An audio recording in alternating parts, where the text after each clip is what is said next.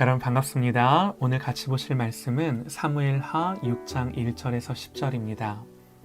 다윗이 이스라엘에서 뽑은 무리 3만 명을 다시 모으고 다윗이 일어나 자기와 함께 있는 모든 사람과 더불어 바알레유다로 가서 거기서 하나님의 궤를 메어오려 하니 그 궤는 그룹들 사이에 좌정하신 만군의 여호와의 이름으로 불리는 것이라. 그들이 하나님의 궤를 새 수레에 싣고 산에 있는 아비나답의 집에서 나오는데 아비나답의 아들 우사와 아효가 그 새 수레를 모니라.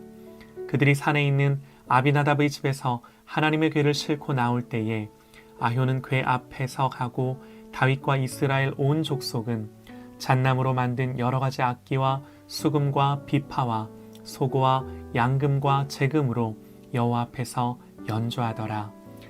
그들이 나곤의 타작마당에 이르러서는 소들이 뛰므로 우사가 손을 들어 하나님의 궤를 붙들었더니 여호와 하나님이 우사가 잘못함으로 말미암아 진노하사 그를 그곳에서 치시니 그가 거기 하나님의 궤 곁에서 죽으니라. 여호와께서 우사를 치심으로 다윗이 분하여 그곳을 베레스 우사라 부르니 그 이름이 오늘까지 이르니라.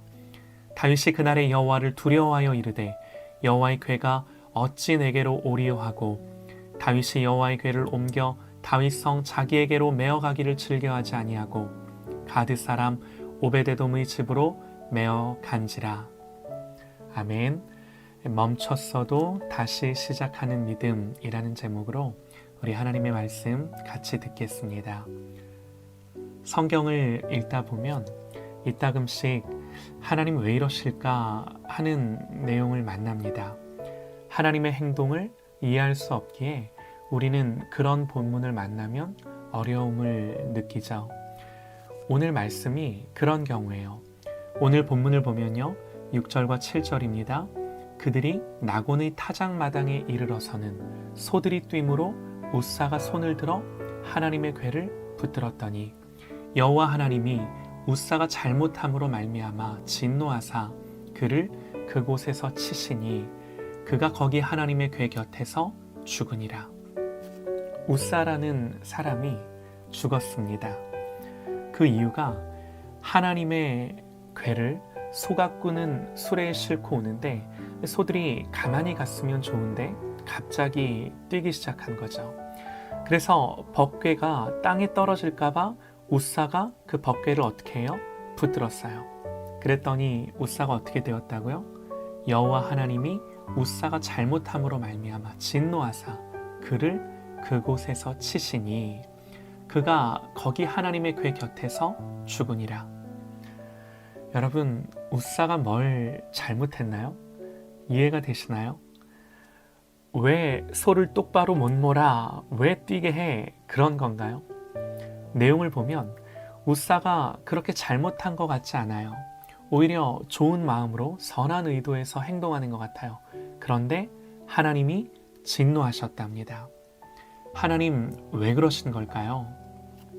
자, 여러분, 이 말씀의 전체적인 내용이 뭐냐면요, 다윗이 이제 하나님의 법궤를 자기에게로 다윗 성으로 옮겨가려고 합니다. 다윗이 일어나 자기와 함께 있는 모든 사람과 더불어 바알레유다로 가서 거기서 하나님의 궤를 메어 오려 하니 그 궤는 그룹들 사이에 좌정하신 만군의 여호와의 이름으로 불리는 것이라. 그들이 하나님의 궤를 새 수레에 싣고 산에 있는 아비나답의 집에서 나오는데 아비나답의 아들 우사와 아효가 그 새 수레를 모니라. 하나님의 궤를 다윗성으로 가져가기 위해 수레에 실었습니다. 예, 그것도 새 수레에 실었다 그러는데요. 낡은 수레, 헌 수레에는 실을 수 없기에 마음을 다해 새 수레에 실는 거죠. 그리고 5절을 보면 다윗과 이스라엘 온 족속은 잣나무로 만든 여러 가지 악기와 수금과 비파와 소고와 양금과 재금으로 여호와 앞에서 연주하더라. 찬양하고 노래하고 잔치가 벌어집니다. 법궤는요, 하나님의 임재의 상징입니다. 법궤가 오면 하나님 오시는 거죠. 그러니 기뻐하면서 찬양하면서 잔치를 벌이는 거죠. 분위기 좋잖아요. 하나님이 진노하실 만한 그런 악한 모습이 보이나요? 그렇지 않습니다. 그런데 6절이요. 그들이 나곤의 타작마당에 이르러서는 소들이 뛰므로.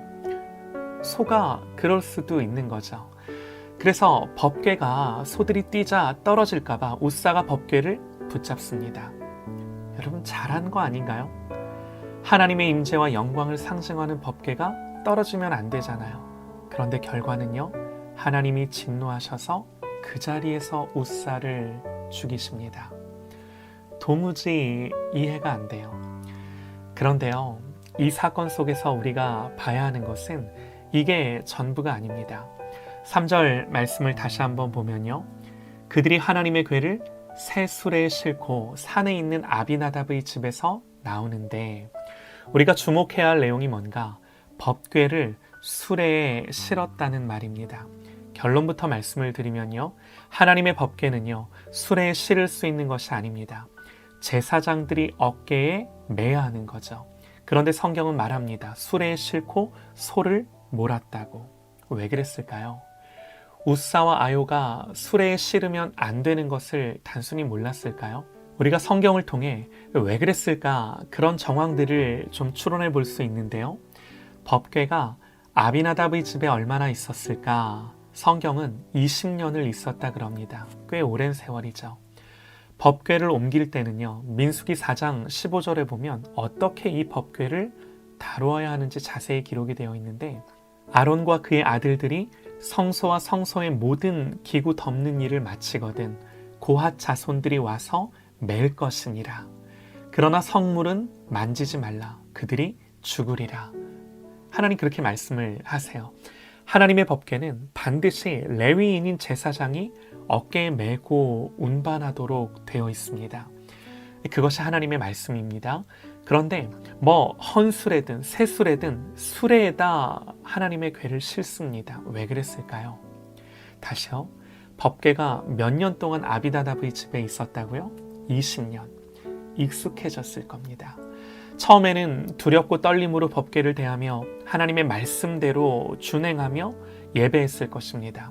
사무엘상 7장으로 시간을 좀 거슬러 올라가서 법궤가 처음 아비나답의 집으로 갔을 때 그 성경의 구절을 우리가 보면요. 성경은 이렇게 기록합니다. 기럇 여아림 사람들이 와서 여호와의 궤를 옮겨 산에 사는 아비나답의 집에 들여놓고 그의 아들 엘리야사를 거룩하게 구별하여 여호와의 궤를 지키게 하였더니 말씀에 뭐라고 기록을 하냐면 하나님의 궤를 위해 거룩하게 구별하여 그럽니다. 구별했다는 의미는요. 이거 내 거 아니라는 거예요. 하나님 거라는 거죠. 내 뜻대로 할 수 없다라는 거예요. 오직 하나님의 말씀대로 그래야만 하는 걸로 구별되어졌다라는 겁니다. 그런데요. 20년이 지났습니다. 이제는 그 법궤를 어떻게 대하나요? 수레에 실어버리죠. 여러분 어깨에 매는 것이 수월합니까? 아니면 바퀴 달린 수레에 싣고 그걸 끌고 가는 게 쉽습니까? 두말할 필요 없죠. 왜 그들이 매지 않고 끌었는지 알 수 있습니다. 어깨에 매는 것보다 수레에 실는 게요 가볍고 빠릅니다. 힘도 덜 들고 더 합리적이고 좋은 생각이에요. 그러나 하나님을 예배하며 하나님을 섬긴다는 것은 효과적이고 합리적인 것을 선택하는 것이 아니라 우직하게 하나님의 말씀대로 준행하는 겁니다. 여러분 이제 다윗을 좀 주목해 보시죠. 다윗이요 예배하려고 했습니다. 그래서 법궤를 모셔오려고 했습니다. 잘한 거죠. 그래서 찬양하고 노래하며 법궤를 가져오는데 잔치집이 초상집이 된 거예요. 다윗이 어떻게 하나요? 9절이요. 다윗이 그날의 여호와를 두려워하여 이르되 여호와의 궤가 어찌 내게로 오리오 하고 또 8절에는요. 여호와께서 웃사를 치심으로 다윗이 분하여 마음이 언짢은 거예요. 하나님이 그렇게 하신 게 싫은 거죠. 마음이 상합니다. 그래서 어떻게 합니까? 예배를 멈춥니다. 그리고 궤를 모셔오지 않고 오베데돔이라는 사람의 집으로 보내죠. 여러분 이게요 오늘 우리가 보는 다윗의 모습이에요. 이게 맞나요? 여러분 이게 옳은 건가요? 아니죠. 우리가 가장 집중해야 하는 건 이런 다윗을 다루시고 만드시는 하나님이세요. 하나님 어떻게 하시나요? 다윗 대신 법궤를 모셔간 오베데돔의 집에 복을 주세요. 다윗이 그것을 보고 난 후에 마음과 생각을 다시금 고쳐 먹습니다. 아, 이게 아니구나 돌이킵니다. 12절부터 이렇게 기록합니다. 어떤 사람이 다윗 왕에게 아뢰어 이르되 여호와께서 하나님의 궤로 말미암아 오베데돔의 집과 그의 모든 소유에 복을 주셨다 한지라. 다윗이 가서 하나님의 궤를 기쁨으로 메고 오베데돔의 집에서 다윗 성으로 올라갈새 여호와의 궤를 맨 사람들이 6걸음을 가매 다윗이 소와 살찐 송아지로 제사를 드리고 다윗이 여호와 앞에서 힘을 다하여 춤을 추는데 그때 다윗이 배 에봇을 입었더라. 다윗과 온 이스라엘 족속이 즐거이 환호하며 나팔을 불고 여호와의 궤를 메어오니라. 다윗이 다시 예배합니다. 마음이 상하고 시험에 든 거죠. 그러나 다윗은 다시금 하나님의 법궤를 대할 때 말씀대로 언약대로 그 사건 이후에 돌이켜 준행하며 그 법궤를 메고 들어올 때 힘을 다하여 춤을 추며 법궤를 가져오는 거죠. 여러분, 다윗이 잠시 마음이 상했었습니다. 법궤를 가져다가 자신의 성 안에 두려워했습니다. 예배하려던 순간이었습니다.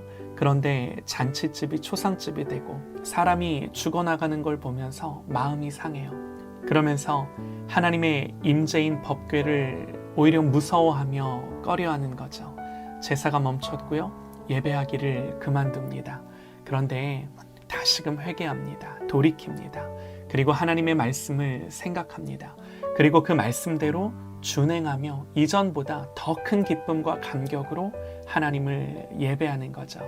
사랑하는 여러분, 우리의 신앙은 넘어져도 실패해도 잠시 멈춰도 중요한 건요, 다시 하는 겁니다. 또다시 하는 겁니다.